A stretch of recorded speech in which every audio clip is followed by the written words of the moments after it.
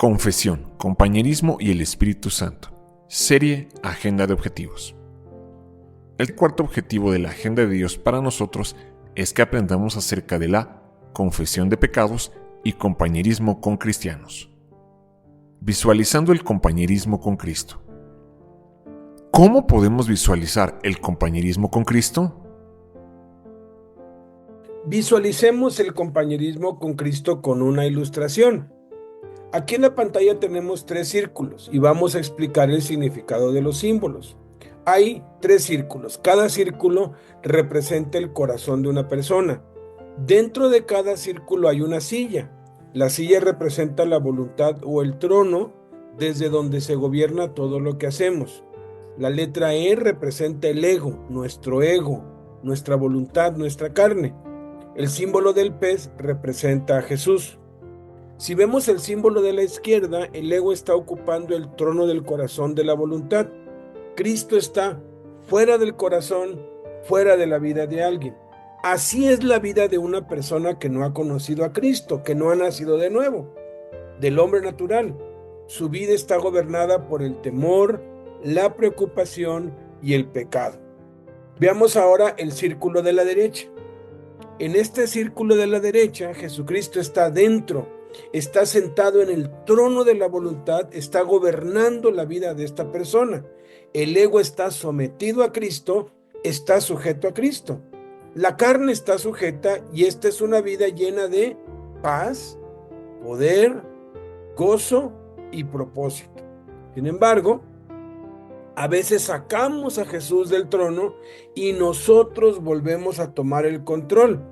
El ego vuelve a tomar las riendas de la voluntad y ocupa el trono del corazón. Y Jesús se queda adentro, pero relegado, hecho a un lado. Y entonces, lo mismo que sucedía antes de conocer a Cristo, vuelve a gobernar, a invadir la vida del cristiano que ahora vive en la carne. El temor, la preocupación y el pecado. Por eso debemos entender y enfrentar el conflicto que hay desde que recibimos a Cristo. Antes de Cristo, el ego ocupaba el trono de nuestro corazón y vivíamos conforme a nuestras pasiones y deseos, y Jesús estaba fuera, el círculo de la izquierda. Al recibir a Cristo como nuestro Señor y Salvador, cediendo el trono de nuestras vidas, llegamos a ser cristianos, el círculo de la derecha.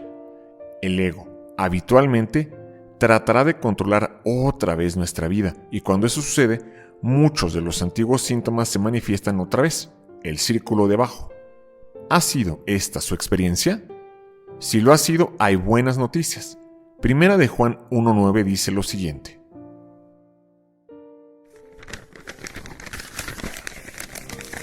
Pero si confesamos nuestros pecados a Dios, Él es fiel y justo para perdonarnos nuestros pecados y limpiarnos de toda maldad. Hay que confesar los pecados. Primera de Juan, versos 9 y 10 dice: Si confesamos nuestros pecados, Él es fiel y justo para perdonar nuestros pecados y limpiarnos de toda maldad. Si decimos que no hemos pecado, le hacemos a Él mentiroso, y su palabra no está en nosotros. A todo el mundo le gusta que le perdonen, pero hay cosas que deben hacerse primero antes de recibir perdón. En la vida natural es poco probable recibir perdón por algo que no hemos reconocido como una falta nuestra. Lo mismo sucede en lo espiritual. Día a día ofendemos a Dios con nuestros pecados, y aunque Él está dispuesto a perdonarnos, nosotros debemos arrepentirnos primero de nuestros pecados y confesarlos delante de Dios. El escritor y consejero cristiano norteamericano Winston T. Smith dijo: La confesión de pecados es una proclamación del Evangelio, una proclamación de que hay un camino de regreso en nuestras caídas, que hay rescate y sanidad del quebrantamiento. Confesar los pecados es ese camino directo hacia el perdón. Es nuestra esperanza viva de alcanzar la redención. Es el paso fundamental para alcanzar justificación a través de la gracia. Sin una confesión de pecados no hay posibilidad de ser partícipes de la gracia. No tenemos otra opción que reconocernos pecadores si queremos alcanzar misericordia. Dice el pastor norteamericano John MacArthur, la doctrina de la salvación no es popular porque incluye el reconocimiento del pecado. Lamentablemente, para aquellos que rehúsan admitir sus pecados, la doctrina de la salvación por gracia es la correcta. Es la esencia misma del nuevo pacto. Pero, para alcanzar la gracia, hay que confesar primeramente nuestros pecados.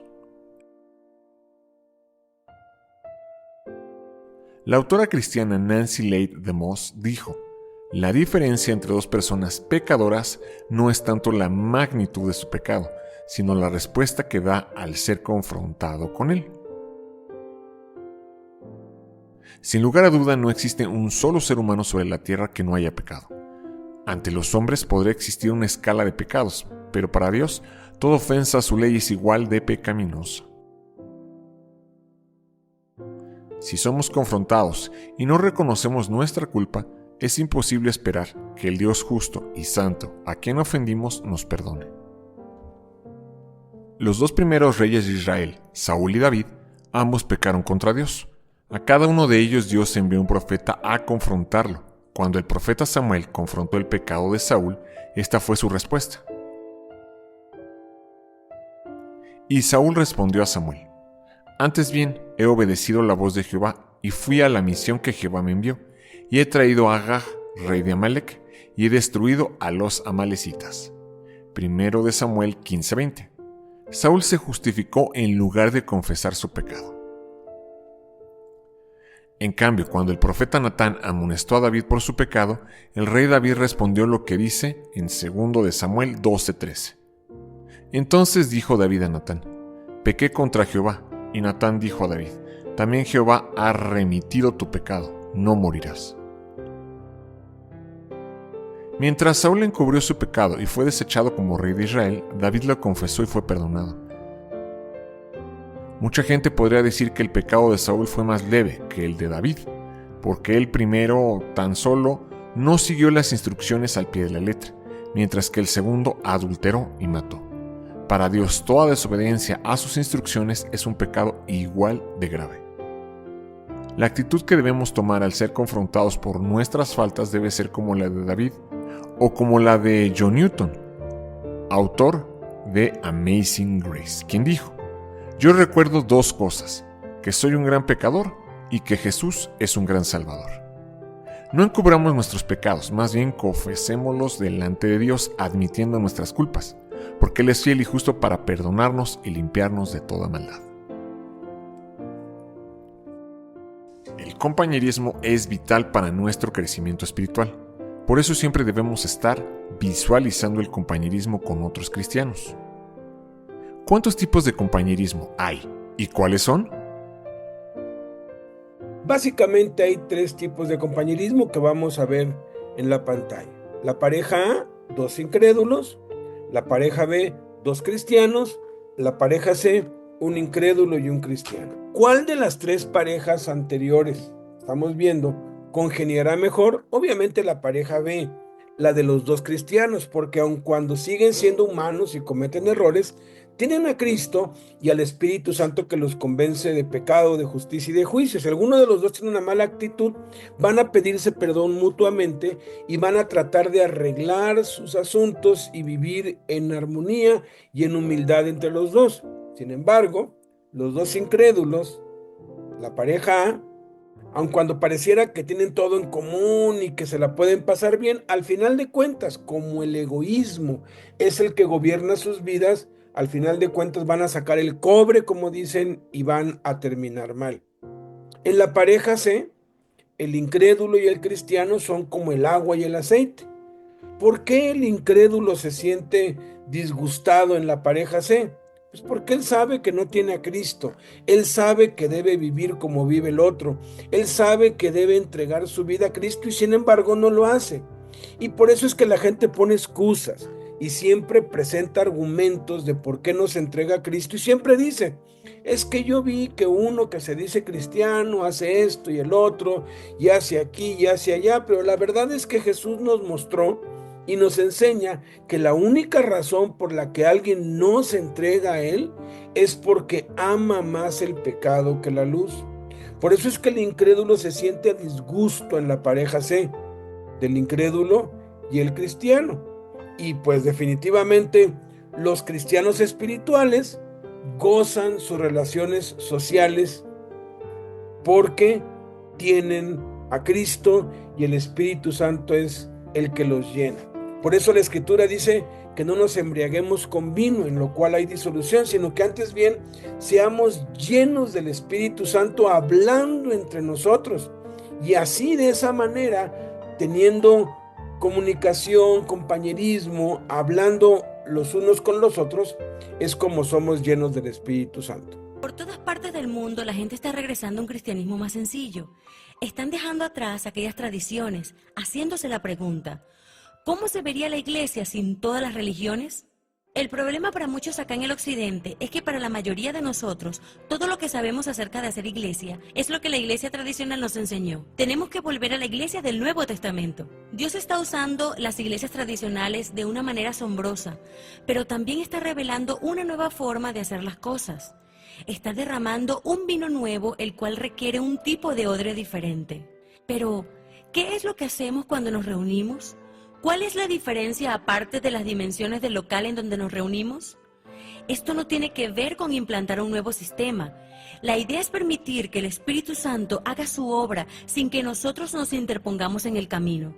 Hay varios puntos que podemos tratar que son clave para cuando nos reunimos y que animan a la comunidad para crear un ambiente donde el Espíritu Santo pueda hacer su obra.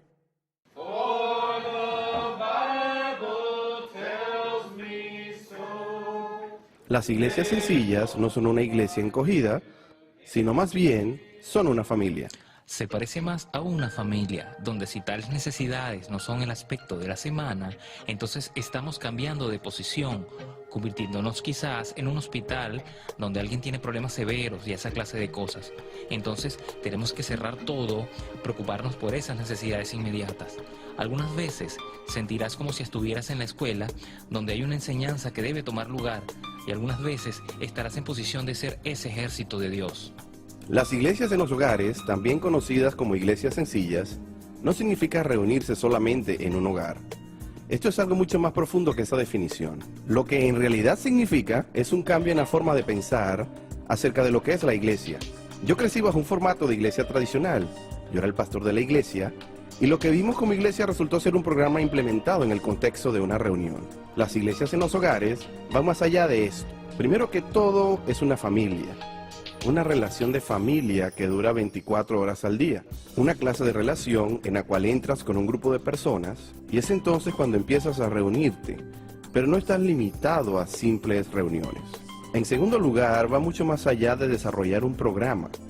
Podemos decir a manera de broma que un programa es lo que hacemos cuando no sabemos escuchar a Jesús, ya que el elemento base de la iglesia en los hogares es que Jesús está presente y que cada creyente respira y vive eso. Jesús dijo: donde están 2 o 3 reunidos en mi nombre, he allí que yo estoy en medio de ellos. ¿Qué es lo que esto quiere decir? Pienso que Él simplemente quiere dar a entender que Él es la cabeza de su iglesia. La iglesia en los hogares es un estilo de vida. En cierto sentido no tiene que ver con simplemente reunirse, aunque la gente establece un compromiso para hacerlo con regularidad. La realidad de la iglesia de los hogares, en términos generales, es la idea de ejercitar la vida de Jesucristo en medio del pueblo.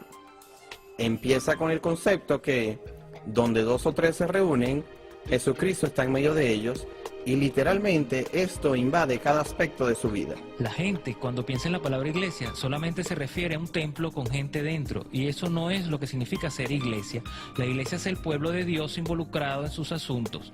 No tiene nada que ver con la forma o la estructura física de los templos. Por eso fue que Dios nos creó, primero que todo para que tengamos intimidad con Él y luego entre nosotros. Esa es la iglesia genuina, habitar los hermanos juntos y en armonía. La iglesia del Nuevo Testamento era un grupo pequeño donde estaban conectados mutuamente, probablemente reunidos en un hogar sin estar limitados a tener solo una reunión, sino a vivir un estilo de vida diferente. La iglesia en los hogares es una asamblea de creyentes quienes están en la búsqueda de Dios. entre la compañía de amigos y con una meta en común de reunirse y decir, Señor, aquí estamos. ¿Qué quieres que hagamos? Cada iglesia de hogar será auténtica. Un día será solo para la oración, otro día será solo para la enseñanza. Dios haciendo algo que necesite ser enseñado o corregido, y alguien lo enseñará. Otro día será para alabar y adorar y disfrutar de la presencia de Dios. Cada reunión necesariamente no tiene que ser igual, solo tiene que ser algo real.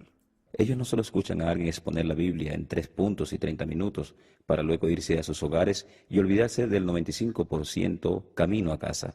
Ellos participan en lo que es meditar en la palabra de Dios, hablan acerca de ella, comparten sus pensamientos al respecto. En el Nuevo Testamento, la palabra que se refiere a enseñanza significa tener un diálogo. De hecho, pregunto a las personas que si tienen una reunión sin provecho alguno, ¿de quién es la culpa? La culpa es tuya, porque no trajiste nada con qué alimentar a la congregación. Podemos compartir aquellas cosas que son importantes mutuamente, uno a uno. En vez de tener a una sola persona enseñándonos acerca de Dios, estamos compartiendo cosas espirituales del Señor. La gente tiende a tener sentido de pertenencia y ser apasionados en aquellas cosas que ellos mismos han descubierto, antes que les sea dicho o impartido por alguien más. En los años que pasé sentado en las bancas, nunca se me pidió que me levantara y predicara un sermón o que hiciera algo desde el púlpito. Una sola vez recuerdo que me pidieron que cantara, pero no volvieron a cometer el mismo error. Fue entonces cuando comencé a mirar en el Nuevo Testamento y me dije, la gente necesita ser participativa en vez de ser solo espectadores. Primera de Corintios 14:26 dice, ¿qué concluimos, hermanos? Que cuando se reúnan, cada uno pueda tener un himno, una enseñanza, una revelación, un mensaje en lenguas o una interpretación. Todo esto debe hacerse para la edificación del cuerpo de Cristo. La iglesia tiene que ser sencilla para que 1 Corintios 14:26 sea una realidad. Cuando nos reunimos de tal manera que la gente no puede involucrarse, entonces estamos perdiendo lo que Dios puede hacer a través de estas personas. Es en realidad un nuevo estilo de vida. Te la pasas todo el día pensando en lo que puedes hacer para llevarle a las demás personas el domingo o el martes o cualquiera que sea el día de la reunión. Es todo un nuevo estilo de vida. Significa ser responsable porque no solo estás allí para sentarte y hablar, estás allí para producir, para ayudar, para ejercitar tus dones, orar o cantar o enseñar. Hay muchas oportunidades, no solo te sientas en la sala de una casa para esperar recibir algunas palabras que caigan del cielo en el buen sentido de la palabra.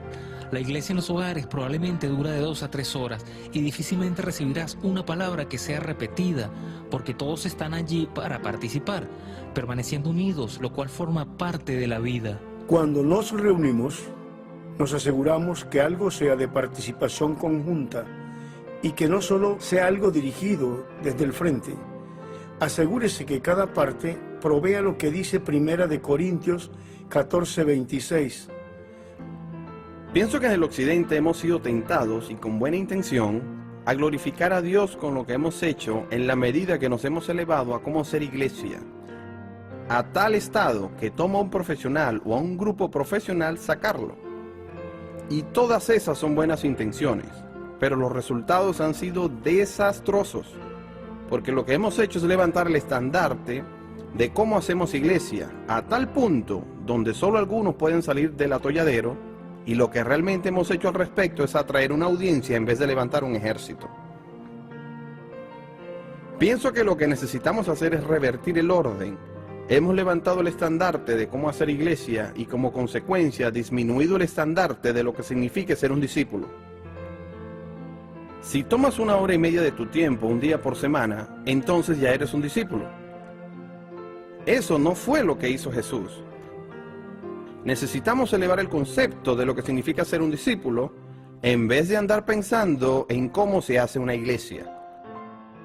De esta manera, las iglesias en los hogares permiten a todos poder hacerlo. Nos reta a ser parte de la expansión del reino de Dios. La habilidad más importante que podemos aprender o que podemos enseñar en términos de iglesias sencillas o en los hogares es la de cómo escuchar a Jesús. Él no quiere ser solo el invitado de honor en la iglesia, sino que Él quiere ser el maestro de ceremonias. Él es quien trae la agenda. Nuestro trabajo, donde quiera que nos reunamos, es escucharle y entender qué es lo que Él quiere que hagamos. Y cuando hacemos esto, muchas veces es un poco desordenado, quizás sintamos confusión, pero esto es parte de la gran aventura transformadora. Todo cristiano tiene la habilidad, por medio del Espíritu Santo, de cambiar a su ciudad, de cambiar su vecindario y de cambiar a su familia. Pienso que Él quiere traer a cada persona al conocimiento de sus dones y sus llamados, y quiere hacerlo por medio de la comunidad. Todo es acerca de la espontaneidad, es acerca del Espíritu Santo. En nuestras reuniones es como tener al director de una orquesta. El Espíritu Santo es quien hace como quiere, produce algo que es tan diferente y trae el mensaje de parte del Señor para tu vida. Creo que lo que Dios está haciendo en América es dejar que Jesús recupere su iglesia, para que ésta llegue a la plenitud de Él, tal como lo dice en el libro de Efesios, y vuelva a ser la pasión de Dios manifestada. La gente con frecuencia me pregunta cosas como, ¿y qué hacemos con los niños durante la reunión? Todos me hacen esta misma pregunta, y la respuesta no la encontramos en un programa. Pero así es como resolvemos esto, regresando de nuevo al modelo de la iglesia. Entonces la pregunta se torna en, ¿cuál es tu sentir acerca de lo que Jesús quiere hacer con nuestros hijos? Y como iglesia tenemos que escucharle y encontrar la respuesta a eso. Los más pequeños, por lo general, son atendidos por una de las madres o una de las adolescentes. El resto de los niños está formando parte del servicio. Lo que intentamos es que todos los niños se involucren en el servicio. Si pueden leer, entonces los pondremos a leer las escrituras. Nuestros niños aprenden de esta manera que ellos pueden compartir. Y esto es maravilloso y alentador. Escuchar los testimonios y ver cómo interactúan en el servicio. Una de las cosas que me gusta decirle a las personas es que mi esposa y yo tenemos 6 hijos y hemos estado involucrados en la iglesia de hogares por más de 13 años y hemos visto a la mayoría de nuestros hijos crecer en ese ambiente. Todos nuestros hijos han aprendido que ellos son ministros y no espectadores.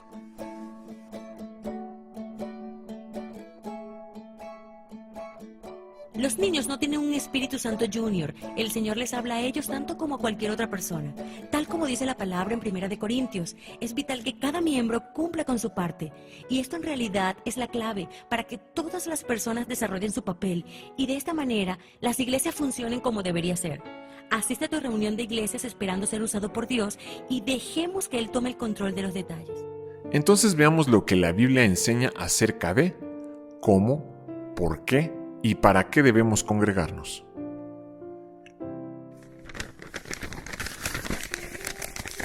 Entremos directamente a la presencia de Dios con corazón sincero y con plena confianza en Él.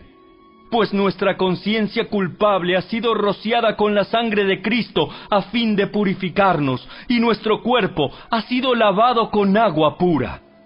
Mantengámonos firmes sin titubear en la esperanza que afirmamos, porque se puede confiar en que Dios cumplirá su promesa. Pensemos en maneras de motivarnos unos a otros a realizar actos de amor y buenas acciones. Y no dejemos de congregarnos como lo hacen algunos, sino animémonos unos a otros, sobre todo ahora que el día de su regreso se acerca.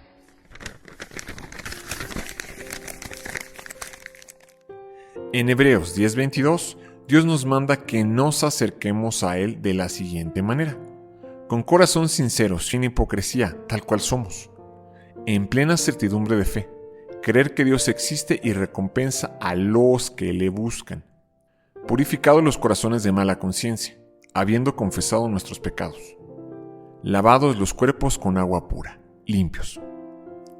En Hebreos 10:23 Dios manda que mantengamos firme la decisión que hemos hecho de seguir a Cristo.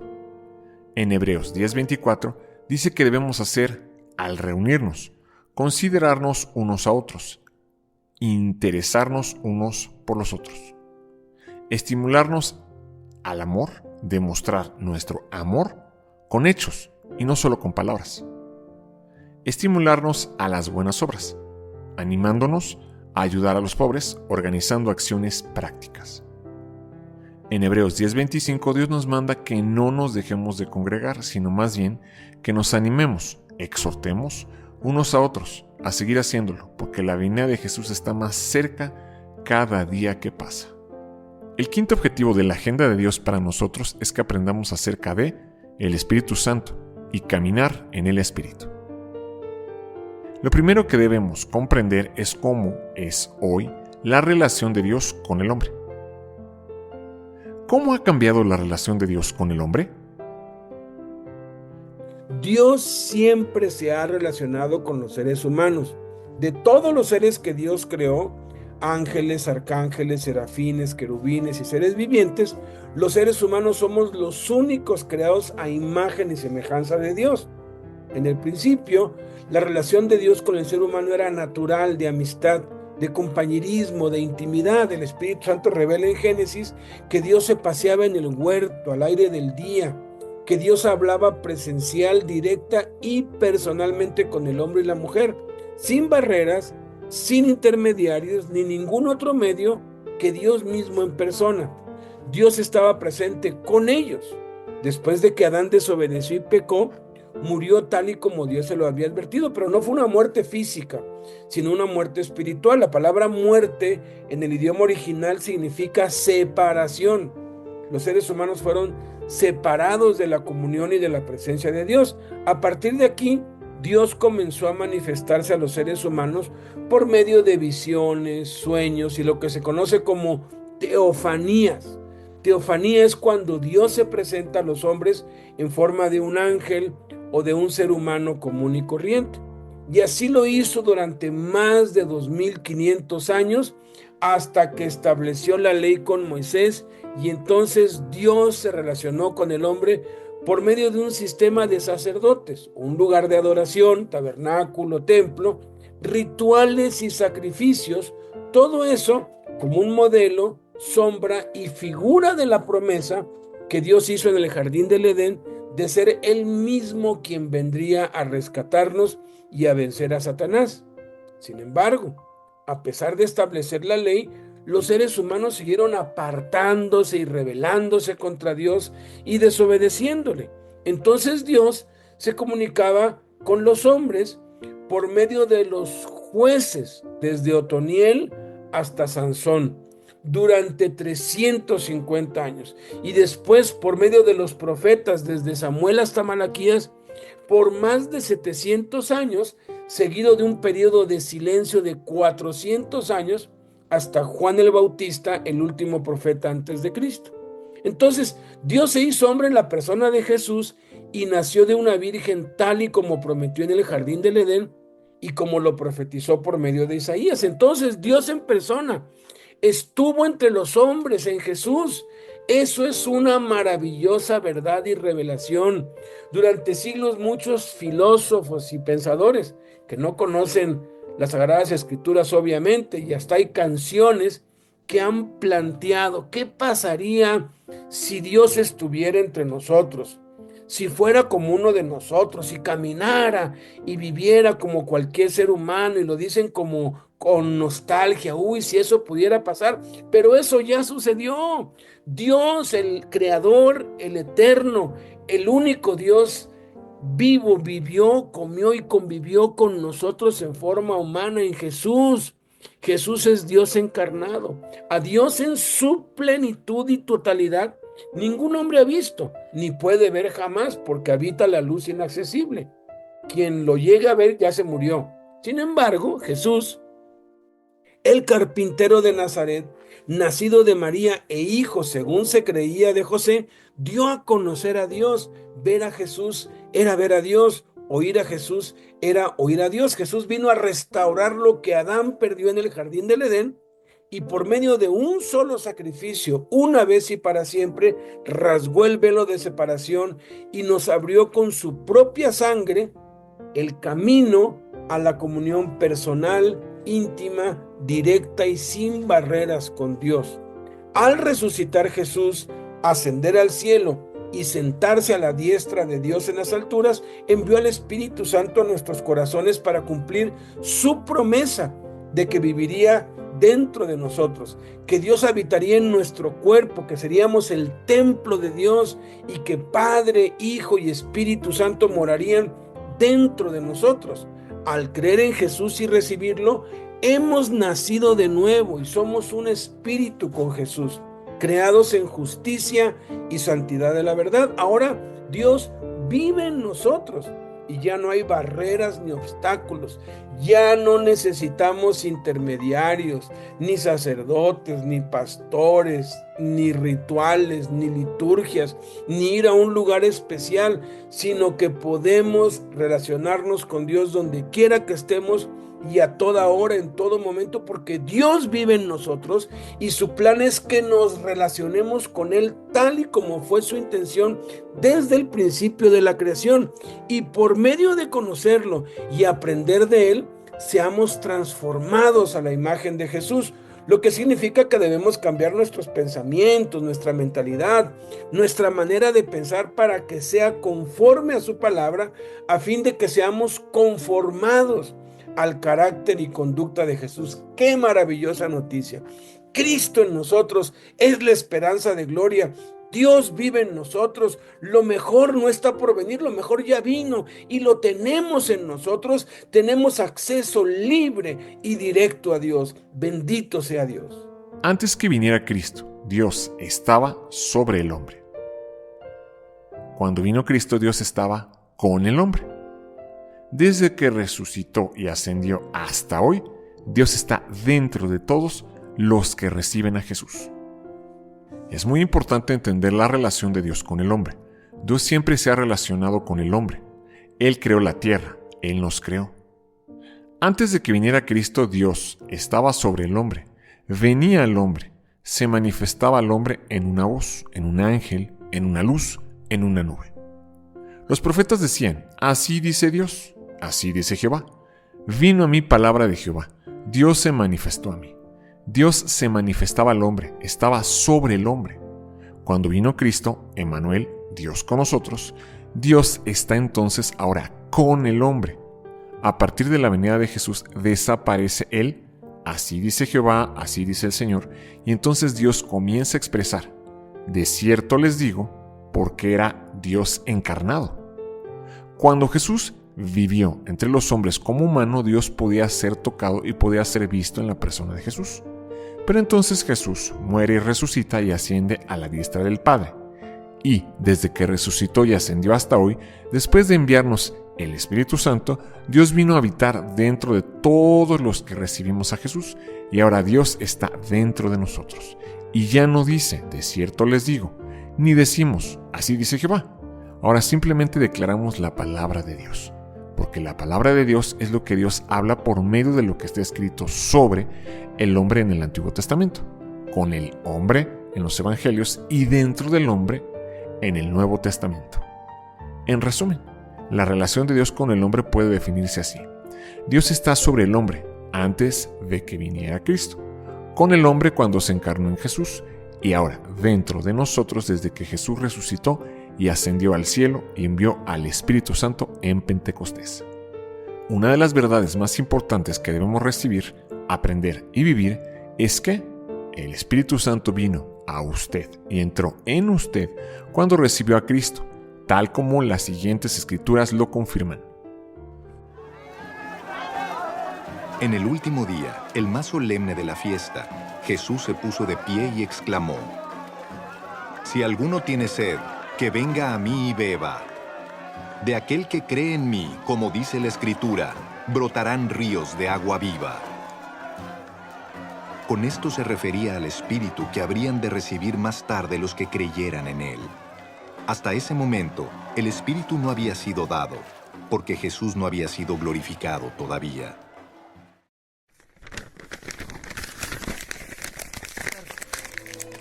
Cada uno de ustedes debe arrepentirse de sus pecados y volver a Dios, y ser bautizado en el nombre de Jesucristo para el perdón de sus pecados.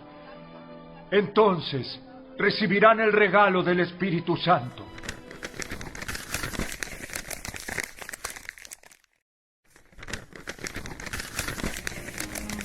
¿No se dan cuenta de que todos ustedes juntos son el templo de Dios y que el Espíritu de Dios vive en ustedes? Dios destruirá a cualquiera que destruya este templo, pues el templo de Dios es santo y ustedes son este templo.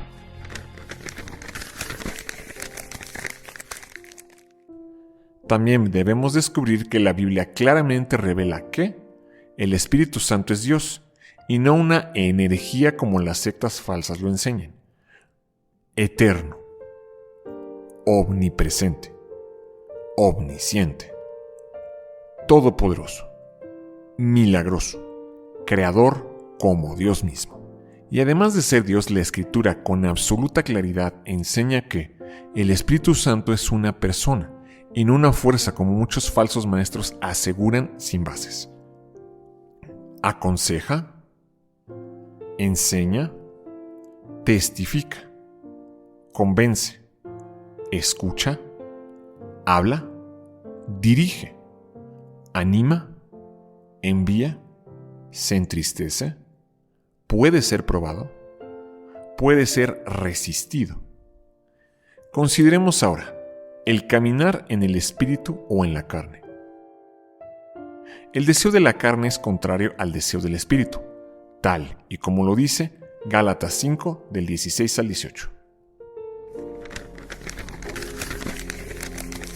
Por eso les digo, dejen que el Espíritu Santo los guíe en la vida.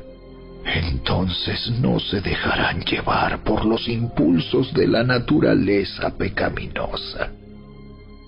La naturaleza pecaminosa desea hacer el mal, que es precisamente lo contrario de lo que quiere el Espíritu. Y el Espíritu nos da deseos que se oponen a lo que desea la naturaleza pecaminosa. Estas dos fuerzas luchan constantemente entre sí. Entonces ustedes no son libres para llevar a cabo sus buenas intenciones. Pero cuando el Espíritu los guía, ya no están obligados a cumplir la ley de Moisés.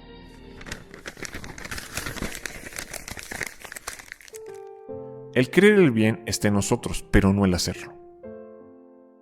Ese conflicto vamos a tener toda la vida, tal como lo dice en Romanos 7, del 15 al 21, donde se describe la lucha que habrá siempre dentro de cada creyente.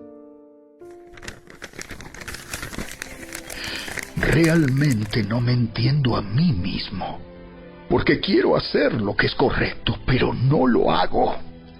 En cambio, hago lo que odio. Pero si yo sé que lo que hago está mal, eso demuestra que estoy de acuerdo con que la ley es buena. Entonces no soy yo el que hace lo que está mal, sino el pecado que vive en mí. Yo sé que en mí, es decir, en mi naturaleza pecaminosa, no existe nada bueno. Quiero hacer lo que es correcto, pero no puedo.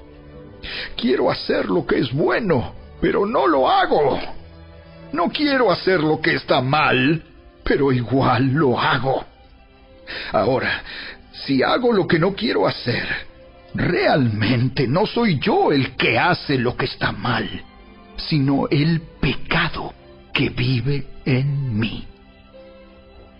He descubierto el siguiente principio de vida, que cuando quiero hacer lo que es correcto, no puedo evitar hacer lo que está mal.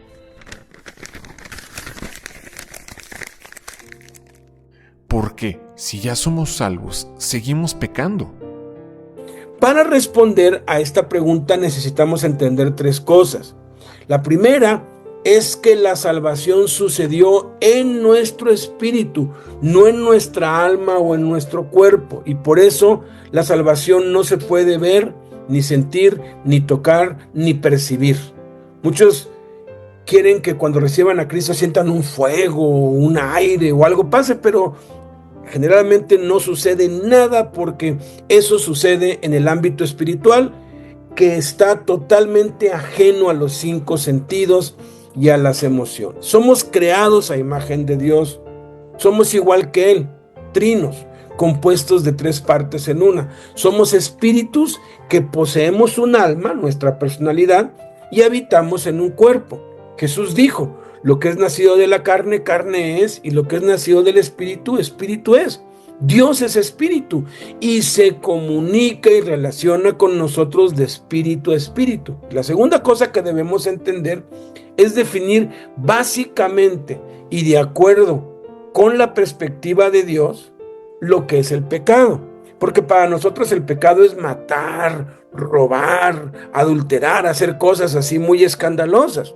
Pero para Dios el pecado simplemente es desobediencia o también es no hacer lo que nos manda que hagamos. Podemos pecar por comisión, hacer lo que no debemos, o por omisión, no hacer lo que debemos, ¿no? Entonces, la Escritura dice que si un hombre guarda toda la ley, pero ofende en un solo punto, dice una sola mentira, ya se hizo transgresor de asesinatos, de secuestros, de adulterios y de todos los demás. Entonces nadie está libre, ninguno estamos libres. Por eso es que el apóstol Pablo, a los 90 años, un hombre espiritual, un hombre santo que caminó con Jesús, escribió esto en 1 de Juan 1, del 8 al 10, y decimos que no tenemos pecado, nos engañamos a nosotros mismos y la verdad no está en nosotros.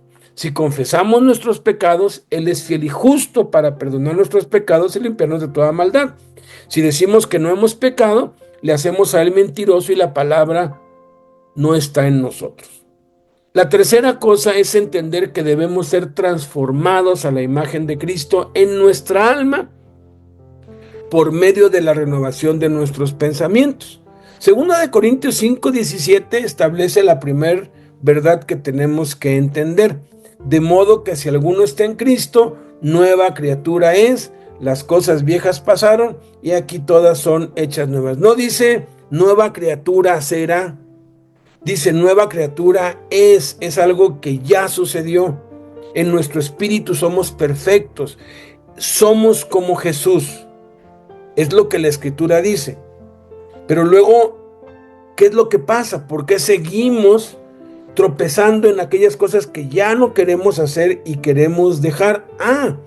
Porque tenemos que transformarnos. Romanos 12:2 dice, no se conformen a este mundo, sino transfórmense por medio de la renovación de su entendimiento.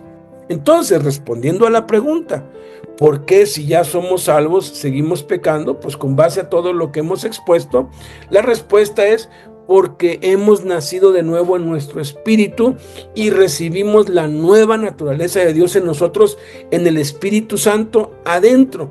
Y a partir de ese momento hay 2 fuerzas en nuestro interior que se oponen entre sí. Nuestro espíritu, que fue creado perfecto y es tal como Jesús, y nuestra alma, que aún sigue viciada con deseos engañosos e inclinada a satisfacer los deseos y apetitos de nuestro cuerpo. Es entonces cuando inicia el proceso de transformación de nuestra alma por medio de renovar nuestra mente con la palabra de Dios, a fin de que nuestra alma se asemeje cada día más a Cristo, a nuestro espíritu, que fue creado en justicia y santidad de la verdad y que es tal como es Jesús, porque el que se une a Jesús, un espíritu es con Él, y nosotros somos como es Jesús en nuestro espíritu. Nosotros podemos decidir obedecer al espíritu o obedecer a la carne. Si yo obedezco a la carne, voy a tener los resultados de caminar en la carne, las consecuencias. Y si yo obedezco al espíritu, voy a tener los resultados o las consecuencias de obedecer al espíritu. Entonces, ¿cuáles son los resultados de caminar en la carne y caminar en el espíritu? Confirmemos en la Sagrada Escritura los 17 terribles resultados de caminar en la carne.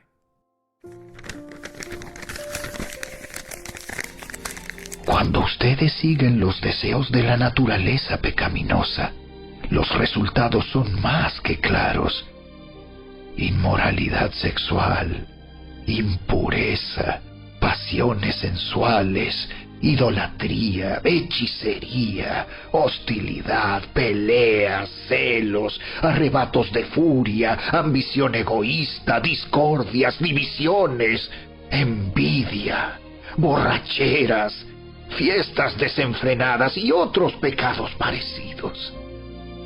Permítanme repetirles lo que les dije antes. Cualquiera que lleve esa clase de vida no heredará el reino de Dios.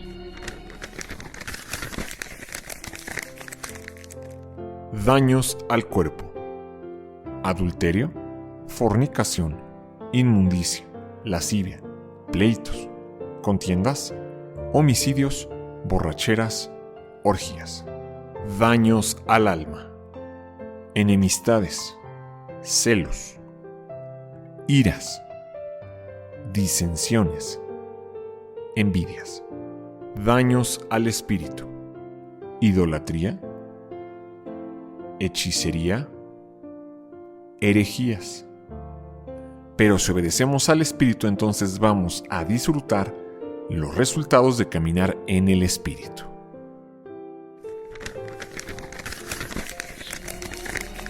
En cambio, la clase de fruto que el Espíritu Santo produce en nuestra vida es amor, alegría, paz, paciencia, gentileza, bondad, fidelidad, humildad y control propio. No existen leyes contra esas cosas.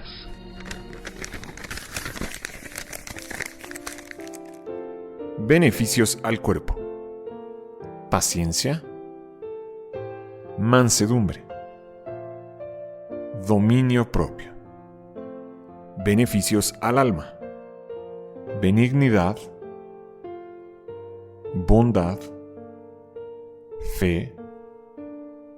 Beneficios al espíritu: amor, gozo, paz. El Espíritu Santo es el tercer miembro de la deidad. Aparece ya en la creación y en todo el Antiguo Testamento, inspirando y dirigiendo a hombres de Dios. Pero cuando vino Jesús, su personalidad se reveló más explícitamente. En Juan 14, Jesús dijo: Yo rogaré al Padre y os dará otro Consolador, el Espíritu de verdad.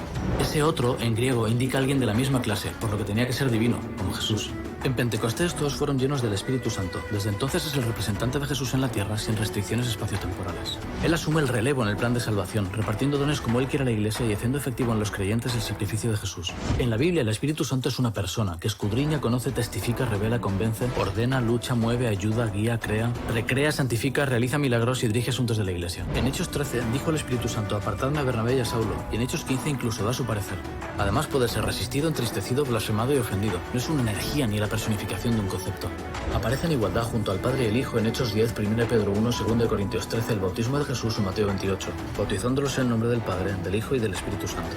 Es divino. En Hechos 5 Pedro dice a Ananías: ¿por qué mentiste al Espíritu Santo? No has mentido a los hombres, sino a Dios. Y en 1 Corintios 2, Lucas 1 y Hebreos 9 se describe su omnisciencia, poder y eternidad. Somos templo de Dios porque el Espíritu de Dios vive en nosotros. ¿Cómo lo hace? Produciendo en nuestra mente el arrepentimiento, la conversión y su especialidad, los frutos del Espíritu. Por eso el pecado contra el Espíritu Santo no se perdonará, no por ser demasiado grave, sino porque rechazar al Espíritu implica rechazar la posibilidad de arrepentirse. En Efesios se nos invita a ser llenos de Él. Esta relación plena y diaria se denomina bautismo del Espíritu y en 1 Corintios 12 da entrada al cuerpo de Cristo. En Juan 16 su función es convencernos de pecado, justicia y juicio. Él inspira a los profetas e ilumina a los creyentes para descubrir verdades, nos da poder para una vida victoriosa y graba el carácter de Cristo en nosotros. Desde la ascensión de Jesús ha asumido el protagonismo en la historia, haciendo efectivo el sacrificio de Jesús, trabajando en nuestra mente y guiando a la Iglesia con sus dones. Con Él fuimos sellados como un anticipo del cielo y en Romanos 8 intercede en nuestras oraciones. Pronto se cumplirá plenamente la profecía de Joel 2 y con Él culminará la predicación del Evangelio en toda la tierra. Todavía hay mucho por descubrir del Espíritu Santo, pero sabemos que es un ser diferente al Padre y al Hijo, divino y eterno.